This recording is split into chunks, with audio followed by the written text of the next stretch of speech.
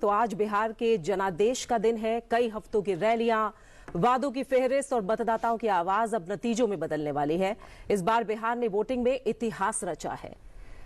67.13% मतदान हुआ है, वोटिंग दर्ज हुई है बिहार में, और ये 1951 के बाद सबसे ऊंचा टर्नआउट रहा है। यानी ऐतिहासिक चुनाव एक तरह से रहा ही है, क्योंकि महिलाओं की भी भागीदारी जो रही वो अभूतपूर्व रही। 71.6% महिलाओं ने आगे आकर वोट किया, और जबकि पुरुषों का जो टर्नआउट रहा है वो 62.8% रहा है। 243 सीटें हैं बिहार विधानसभा में, जिनके लिए 2 चरणों में मतदान हुआ था। अब नतीजों का दिन है, नतीजों की बारी है। सुबह 8 बजते ही मतगणना का काम शुरू हो गया। रितेश जी हमारे साथ जुड़ गए हैं। अगर आप तक आवाज एकदम क्लियर आ रही है तो आपसे सवाल ये है कि जैसा कि प्रीति ने भी पहले पूछा कि ग्राउंड पे लगातार आपकी रिपोर्टिंग रही है, पैनी नजर रही है आपकी, वहां की नब्ज को आपने समझने की कोशिश की है। तो पोलिंग बूथ्स पर गांव में, कस्बों में, और चूंकि महिलाओं का टर्नआउट बहुत ज्यादा रहा है, तो वो कौन से ऐसे मुद्दे थे, चाहे हम यूथ्स की बात कर लें, विमेंस की बात कर लें, जॉब हो या फिर माइग्रेशन हो, शिक्षा हो, जो सबसे ज्यादा मतदाताओं के जहन में रहे और इसे लेकर वोट कास्ट किया, यानी कि बिहार किस ट्रेंड को लेकर इस बार चला? जी बिल्कुल। मैं जब ग्राउंड पे रहा तो मैं पटना फर्स्ट फेज में मैं खुद मधेपुरा जैसे क्षेत्र में था, मधेपुरा सहरसा वगैरह क्षेत्र में था, और दूसरे फेज में मैं मगध के गया, जहानाबाद, इन क्षेत्रों में मैं घूमा।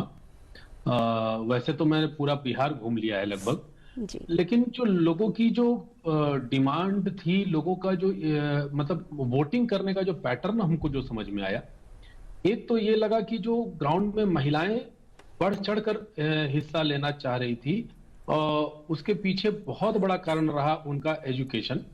वो एजुकेटेड हो चुकी हैं, उनका वोकल हो जाना। एक तो हमने देखा कि जीविका जो थी, जीविका महिलाएं जितनी थी जो जीविका से जुड़ी हुई थी, वो बहुत अच्छे से उनको एक तरह से शिक्षित हुई हैं। जो कमजोर थी पढ़ाई लिखाई में भी, उन्हें भी बड़ा ग्राउंड पे आने का एक मौका मिला कि हाँ चलो हम समाज में बात अपनी रख सकते हैं, जो चीजें पहले बिहार में नहीं हुआ करती थी। और वो उनको मौका मिला कि चलो अब हम भी आ सकते हैं, हम भी लोगों के बीच अपनी बात रख सकते हैं। जब ये सारी चीजें आने लगी, तब उसके बाद वो अब अपने अधिकारों को भी समझने का प्रयास करने लगी, और अपने अधिकारों को जानते हुए लोगों को भी शिक्षित और जागरूक करने लगी। तो ये एक बहुत बड़ा वोटिंग टर्नआउट दिखा। वोकल होना, महिलाओं का जबरदस्त सक्रिय होना, न सिर्फ अपने वोट के लिए बल्कि अपने घर परिवार सभी लोगों के लिए।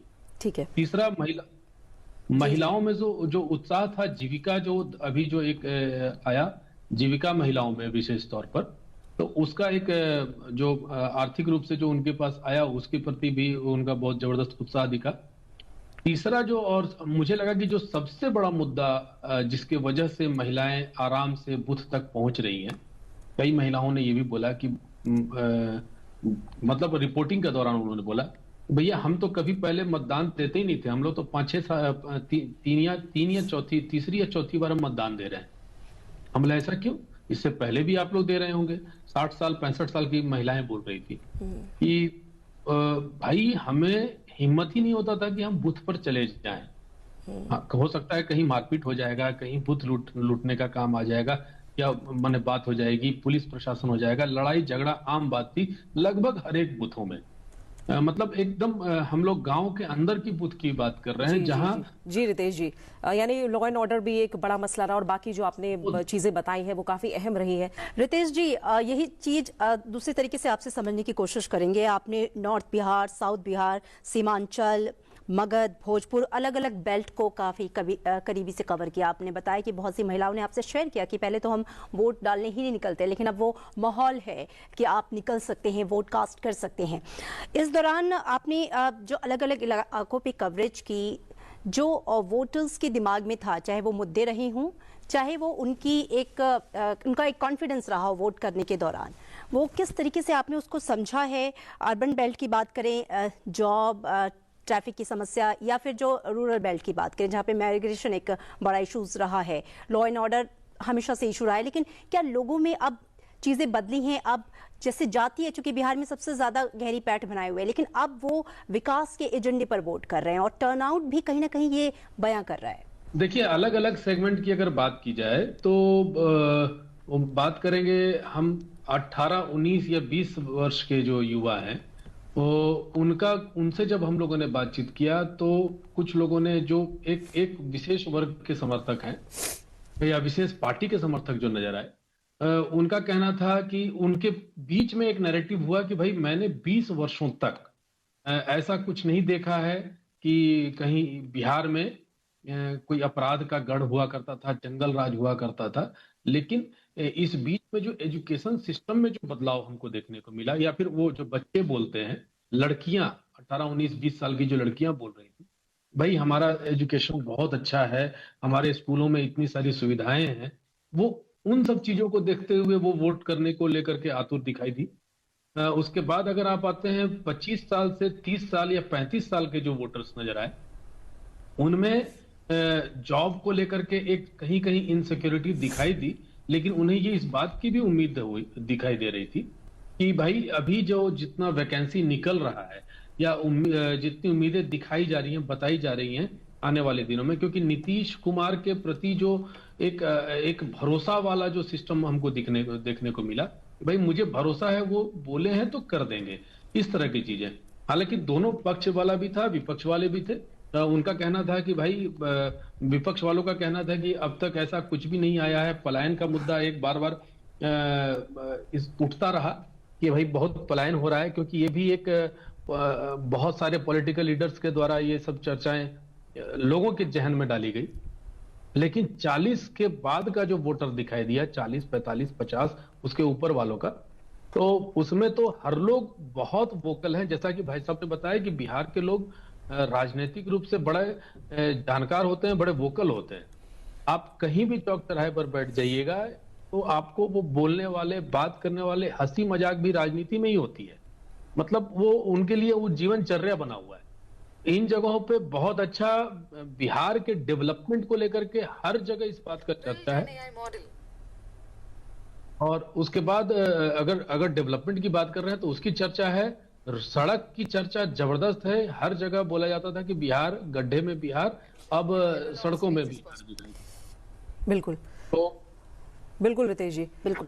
रितेश जी, आपने अपने कैंपेन के दौरान आपने देखा होगा कि फर्स्ट टाइम वोटर्स जो हैं उन्होंने इस बार जो वोट कास्ट किया है, अगर आपने उनसे बात की तो क्या समझ में आया कि वो क्या सिर्फ सैलरी और नौकरी के मुद्दे पर जो युवा हैं या जो फर्स्ट टाइम वोटर्स हैं वो वोट कास्ट कर रहे हैं, या उनके मन में चूंकि बिहार में पार्टी पॉलिटिक्स से ऊपर उठकर जो जाति पॉलिटिक्स है उससे ऊपर उठकर जो विकास की धारा है जो बह रही है, प्रधानमंत्री ने भी लगातार कहा जो फर्स्ट टाइम वोटर्स हैं वो वोट जरूर कास्ट करें और इस राजनीतिक लोकतंत्र की सुंदर प्रक्रिया में हिस्सा बने, उन लोगों के मन में किस तरह के मुद्दे थे? क्योंकि वो नए विचार वाले हैं, नए लोग हैं, कैसे वो देखते हैं अपने बिहार को? देखिए, सबसे पहली बात तो है ना कि जब हम फर्स्ट टाइम वोटर्स या उस तरह के युवान की बात करें जो वोट करना चाहते हैं, वो लोग बहुत एग्रेसिवली वो इंटरेस्टेड थे कि भाई हम फर्स्ट टाइम वोटर हैं, हम वोट करने जाएंगे और जरूर वोट करेंगे। फिर हम लोगों ने भी कई बार पूछा कि भाई तुम्हारा मुद्दा क्या है, आप लोगों का मुद्दा क्या है, क्या आपने बिहार को कितना जाना है? तो कई वोटर्स जो हैं वो लोग ये चर्चा करते दिखे, जो एक नैरेटिव सेट किया गया था कि मुझे बदलाव करना है। लेकिन उनसे ज्यादा कई ऐसे वोटर हमें दिखाई दिए कि हमने अपने पिताजी से सुना है कि ऐसा हुआ था बिहार, ऐसा होता था बिहार। हम, और ये सिर्फ एक विशेष जाति विशेष के लोगों की बात हम नहीं करेंगे, सवर्ण समाज की बच्चों ने भी खुलकर बोला कि भैया हम लोग चाहते हैं कि भविष्य में बिहार जैसा अभी चल रहा है इससे भी बेहतर हो, इसके पीछे वाला बिहार न आ जाए। उसके बाद कई ऐसे वोटर्स मिले जो एजुकेशन को लेकर के बड़े खुश हैं, क्योंकि हर जिले में इंजीनियरिंग कॉलेज है, पॉलिटेक्निक कॉलेज खुल रहा है। मतलब ये एजुकेशन एक बहुत बड़ा मुद्दा दिखाई दिया बच्चों में कि हाँ, अब सरकारी विद्यालय की भी स्थिति अच्छी है, इंजीनियरिंग कॉलेज के लिए उन्हें बाहर नहीं जाना पड़ रहा है। तो पलायन एक नौकरी करने वालों का ही नहीं होता था, पलायन विद्यार्थियों का भी होता था। जो समृद्ध परिवार के बच्चे होते थे वो अक्सर चले जाया करते थे, मध्य प्रदेश चले जाते थे, महाराष्ट्र, बेंगलोर, दिल्ली, पुणे, यहाँ पर इंजीनियरिंग करने या मेडिकल करने के लिए चले जाते थे, पॉलिटेक्निक करने के लिए भी। जी, लेकिन ये शिक्षा उनके लिए एक सारे बड़ा मुद्दा रहा। यहाँ पे एक बार रुझान भी बता देते हैं प्रीति। बिहार विधानसभा चुनाव 243 सीटों पर 116 सीटों के जो रुझान है वो आ चुके हैं। बीजेपी जो है वो 39 सीटों पर आगे। अगर जेडीयू की बात करें तो 22, एलजेपी 1, कांग्रेस 8, आरजेडी 38, जेएसपी 4 और अदर्स 4। तो ये अभी फिलहाल रुझान है। रुझान के बाद यानी जब कुल नतीजे मिलाकर आते देखें हैं तो एनडीए के तो खाते में एकदम 65 सीटें और जाती हुई। महागठबंधन के खाते में 50 सीटें शुरुआती रुझानों के मुताबिक जाती दिख रही हैं। और ईवीएम की जो काउंटिंग है वो भी शुरू हो चुकी है। यानी अब तेजी से नतीजे और रुझान हमें और तेजी से आते दिखाई देंगे। रितेश जी, एक और चीज आपसे समझना चाह रही हूँ, बहुत संक्षेप में अगर आप बताएं कि जब हम अर्बन और रूरल डिवाइड की बात करते हैं और खासकर बिहार में जब देखें तो जो रूरल पॉकेट्स हैं वहां आपने क्या समझा है? जो लास्ट माइल डिलीवरी की जब हम बात करते हैं, भले ही हेल्थ कैंप्स हो, राशन कार्ड डिस्ट्रीब्यूशन हो, क्या इन सब चीजों ने या फिर जितनी तमाम तरह की योजनाएं हैं उनकी लास्ट माइल डिलीवरी की जब हम बात करते हैं तो एक तरह से क्या जो उसने एक बड़ा परिवर्तन लेकर आया है, जो एडमिनिस्ट्रेटर्स हैं या जो माइक्रो इंटरवेंशंस हैं, इनकी वजह से क्या जो नागरिक है वहां उनका ट्रस्ट बढ़ा है? क्या असर देखा गया इसका? देखिए, ग्रामीण क्षेत्र की बात अगर करेंगे ना, तो ग्रामीण क्षेत्र में सबसे बड़े 3-4 मुद्दे जो मुझे दिखाई दिया। एक तो सबसे पहला सड़क। जैसे ही कोई बात होती थी, ये आपको क्या लगता है कि सरकार ने कुछ किया या नहीं किया, तो भैया गली गली में सड़क दे दिया है, अलग अलग अपनी अपनी भाषा में, कोई अंगिका में, कोई मगही में, कोई भोजपुरी में, अपने अपने भाषा में, हर जगह में ये एक हर जगह बोला गया कि हमारे यहाँ पहले सड़क नहीं थी, हमारे घर पर मोटरसाइकिल तक नहीं आ पाती थी, अब तो यहाँ पर कार आ जाती है। उसके बाद दूसरा जो सबसे बड़ा मुद्दा दिखा, वो दिखा सुरक्षा। यहाँ इस चौराहे पे हमसे छीना झपटी हो जाती थी, उस चौराहे पे हमसे छीन लिया जाता था, मेरा टिफिन बॉक्स छीन लेते थे, मेरे कपड़े उतरवा देते थे, इस तरह की चीजें आती थी। और तीसरा जो एक मुद्दा था पलायन और रोजगार का, ये महिलाओं में जबरदस्त देखने को मिला। जो महिलाएं कभी शहर नहीं देख रही थी, शहरों में नहीं जा पाती थी, वो लोगों के साथ मिलकर उनकी चर्चा कर रहे हैं। विशेष तौर पर जीविका दीदियों में बहुत जबरदस्त उत्साह देखने को मिला, जो हर एक जगह पे जा जाके महिलाओं के साथ कनेक्ट हो रही है। तो इसीलिए महिलाओं का बहुत अच्छा आपको वोटिंग टर्नआउट भी दिखा कि उनको जागरूक करने के लिए महिलाएं ही थी। सिर्फ ऐसा नहीं है सरकार की कोशिश रही, ये महिलाओं ने भी महिलाओं को जागरूक कर करके वोटिंग के लिए बाहर निकाला। ये बड़ा मुद्दा हुई सड़क, सुरक्षा और शिक्षा। ये बहुत बड़ा मुद्दा हमको दिखा, जो ग्रामीण स्तर पर जो कभी पढ़ नहीं पाते थे, जो सोचते थे कि भाई हम बाहर जाके इंजीनियरिंग कर पाएंगे कि नहीं, पॉलिटेक्निक कर पाएंगे कि नहीं, अब उनको उन्हीं के जिले में वो चीजें देखने को मिलने लगी। हाँ, ठीक है। तो उनको लगा कि अब हम भी इन जगहों पे जा सकते हैं, मेरा बेटा भी इंजीनियर बन सकता है, हम भी इंजीनियर बन सकते हैं। युवा ये सोच रहा है। और रितेश जी, ग्राउंड पे बिहार में से कैसे समझे, जो राम नारायण जी ने बहुत अच्छे से हमें समझाया है ये अलायंस पॉलिटिक्स को लेकर, इसको जनता कैसे देखती है बिहार के अंदर खासकर? ये हम लोग जब भी गए ग्राउंड पे, तो जैसे नेताओं की चर्चा होती है, नरेंद्र मोदी, नीतीश कुमार, तेजस्वी यादव, लालू यादव, लेकिन ग्राउंड पे अदर देन अगर कांग्रेस का जहां पर सीट नहीं है अलायंस में, तो राहुल गांधी की चर्चा लोग नहीं करते थे, सुनाई देते।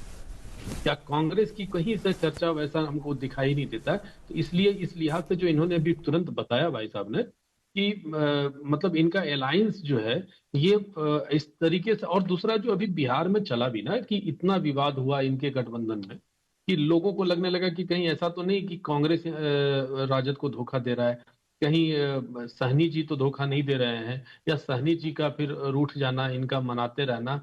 उसके बाद एक जगह पे ये भी खड़ा कर रहे हैं, दूसरे जगह पे दूसरा भी पार्टी खड़ा कर रहा है, मतलब राजद भी वही खड़ा कर रहा है, माले भी खड़ा कर रहा है।